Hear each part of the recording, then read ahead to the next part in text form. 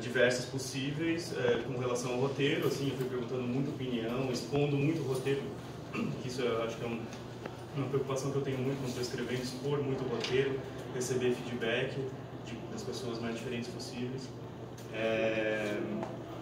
Quem fez esse trabalho um pouco foi a Aisha, que é preparadora, como eu expliquei já. Ela é mãe, ela é do Coletivo Negro, do Grupo de Teatro de São Paulo.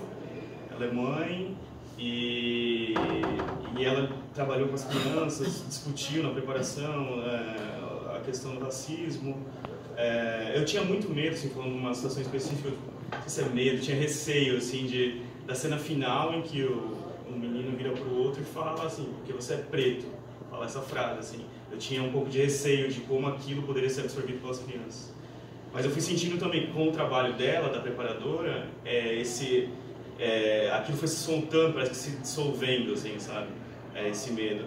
E é engraçado pensar agora que a gente fala... Eu tive um pouco de problema também na tradução, né, do preto, com essas legendas para mandar para festivais no exterior.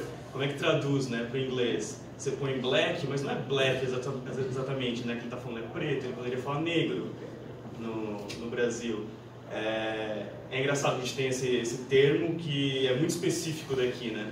Que é assim, para os negros falar preto é uma afirmação. Às vezes para um branco falar preto tá se apropriando daquilo, é muito complexo mesmo, assim.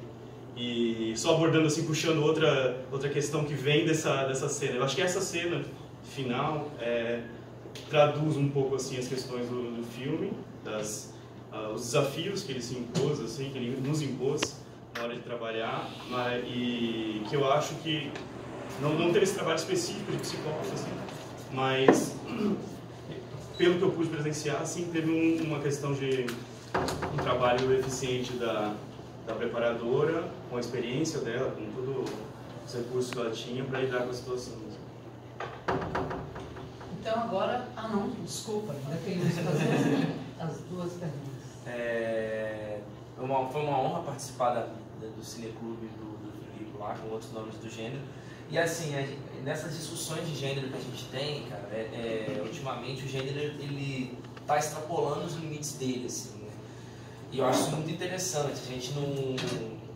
Porque eu sempre fui ficcionado com cinema de ficção científica, cinema de terror e tudo.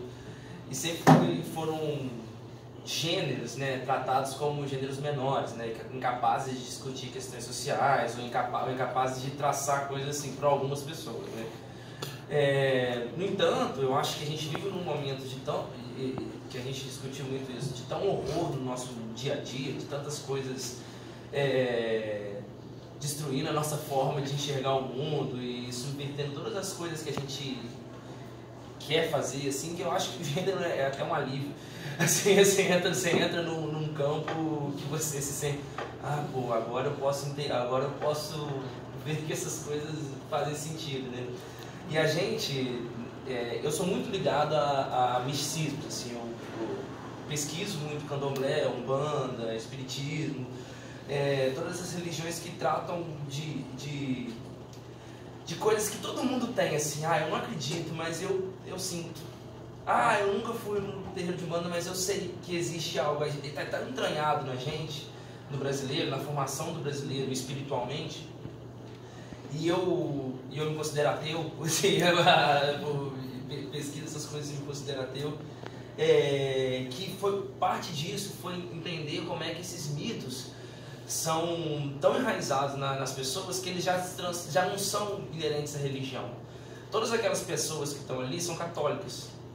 Isso eu acho interessante. São todas católicas, todas muito enraizadas em suas mas todas elas, sem exceção, têm uma história espírita. Tem uma história de alguma coisa que já viu, já senti. Não, quando a minha avó morreu, eu vi ela, não sei. Sabe, a gente trata a nossa sociedade brasileira é cheia de rupturas, né? Ela é cheia de coisas que vão entrando, mas entrando de forma não muito bem explicadas. Então, todas as pesquisas que eu faço e todos os filmes que a gente tenta fazer é tentar trabalhar justamente com essas más estruturações, assim, como que essas coisas entram. A gente acabou de fazer um documentário agora sobre pessoas que trabalham em funerárias, né? E a gente, um documentário, e foi um tema que a gente bateu sempre, cara, a religião dos caras. Não, eu sou católico, mas eu sempre vejo um espírito. É tipo isso, sabe? A gente tem essas coisas que parece que a gente tenta colocar uma linha reta, mas na verdade ela é cheia de interseções. E isso que me interessa muito, sabe? Tipo assim, eu acho que o gênero trabalha isso é um espaço onde a gente tem liberdade para criar.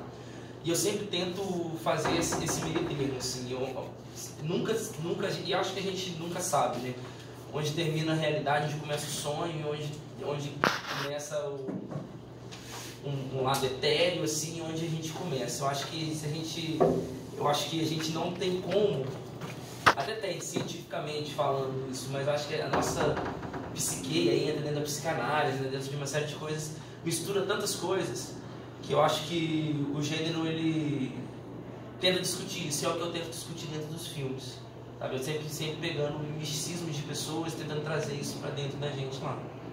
Acho que consegui. Obrigada. Assim, em relação a uma trajetória pessoal, né, eu sou lésbica, então estive sempre também junto na luta como ativista de alguma maneira. Também tenho uma história aí dentro do feminismo, sou conselheira do Fundo Elas, né, que é o único fundo de mulher que tem no Brasil.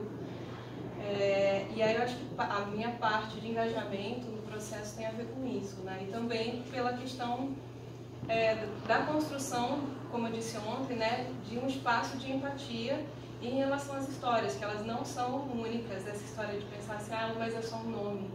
Então, uma pessoa chega num espaço de escola, ou num espaço de serviço de saúde, ou na rua, ou em qualquer lugar, e aborda pelo nome que não é aquele escolhido pela pessoa. Isso é uma violência, uma dimensão micropolítica, mas também uma dimensão macropolítica. Então, a história de trabalhar a questão dos nomes de diferente, por isso que assim, nós optamos por aquelas histórias que estão ali, porque elas trazem questões radicalmente distintas, histórias radicalmente distintas. São também pessoas que têm uma história de ativismo no Brasil e que a memória seria perdida. Então, por isso também a gente decidiu fazer logo, o Tabeluma morreu, né, entre o processo da entrevista e a finalização do trabalho. Algumas delas trabalharam, né, na televisão, né, são conhecidas aí dentro da cultura brasileira, são artistas, e não tem registro, tem muito pouco registro, tem muito pouca memória. Então, mesmo pensando nessa história, né, do privilégio de eu ser uma mulher branca de estar dirigindo o filme, eu acho que eu avaliei um pouco assim, a urgência de ter essa narrativa contada. E coincidiu com a ação direta de inconstitucionalidade apresentada pela Procuradoria ao STF, né, em março desse ano foi votado no STF, e há uma mudança histórica radical extremamente importante no Brasil. E eu acho que o filme ajuda nesse sentido, porque não adianta também ter a decisão do STF se no cotidiano os processos afetivos, os processos de andamento da mudança do registro civil, eles não acontecem com a mesma facilidade que é você ter garantido na lei. Então, acho que foram vários os aspectos que me fizeram decidir seguir o filme dessa maneira, porque nós tínhamos esse material, né? Mas o que mudou para mim, que você perguntou, né? Eu vejo assim que o desafio é que as pessoas estejam nos espaços, né? Não é para a gente ajudar ou para a gente ser benevolente. Todas as pessoas têm potencial, têm muita força, têm muita possibilidade de construir outras ficções, outros documentários, outras formas de contar as histórias. Mas para que essas histórias sejam contadas, é preciso que as pessoas possam ingressar nas universidades, nos espaços, né, de formação, que possam estar no cinema macro também, né, nesse mundo do cinema. E para isso é preciso ter assegurado esse direito de ingresso, de permanência, que é um outro aspecto, que eu acho que a questão do nome é um dos elementos que dentro de uma universidade viola sistematicamente a permanência das pessoas travestis e trans, né? E se a gente somar isso ao racismo e às questões de classe, a gente vê um conjunto de interseccionalidades de uma colonialidade capitalística que fica ali impossibilitando de seguir, né? Então, muitos abandonam por vários aspectos. E eu acho que a gente tem que pensar nisso, como perspectivar um pensamento em cinema que ele esteja mais atrelado ao contar de narrativas que são da nossa cultura, que são da nossa assim, né, do mundo que a gente pisa, né, desse espaço América Latina, Brasil, e que histórias são essas que estão tão soterradas que a tecnologia de gênero e de raça ela fica produzindo imagens infinitamente acopladas ao mundo moderno ocidental europeu, né? Então eu vejo que a questão o desafio é esse, e esse processo tem me feito pensar e trabalhar em cima disso, que é mais ou menos como se você conseguir trabalhar uma performatividade poética de histórias de vida a partir do contar das histórias pelas pessoas que vivenciam, né? Então a gente tem trabalhado isso nos cursos, assim, nas oficinas, né? E o que eu penso é que é isso, que eu não quero me colocar lá. Se tem um filme sendo feito por alguém que está no processo, eu acho que toda a autoria e os créditos são dessas pessoas, né? Não pegar isso e trazer para a nossa propriedade que não tem, né? Que é um absurdo isso, assim, é uma nova maneira de colonialidade.